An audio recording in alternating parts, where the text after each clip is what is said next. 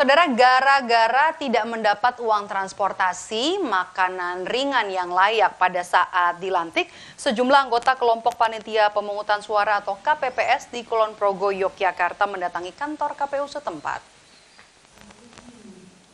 Menurut mereka seharusnya kesejahteraan KPPS diperhatikan mengingat KPPS adalah ujung tombak kesuksesan pemilu. Di sisi lain, menurut mereka KPPS dituntut untuk taat aturan sesuai dengan undang-undang. Mereka merasa miris saat pelantikan hanya diberikan konsumsi makanan ringan ala kadarnya yang tidak sesuai dengan anggaran. Di samping itu, KPPS ini juga mengaku tidak diberikan uang pengganti transportasi.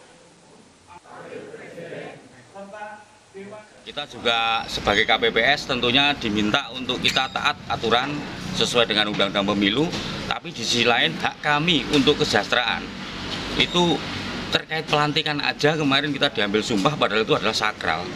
Itu kita hanya konsumsinya adalah snack yang seharga yang sewu. Tadi anggaran itu kelihatan 15.000 tapi kita perkirakan sekitar 8.000. Dan itu tidak ada uang transport, Pak. Padahal KPPS itu warga sebagian adalah buruh harian lepas.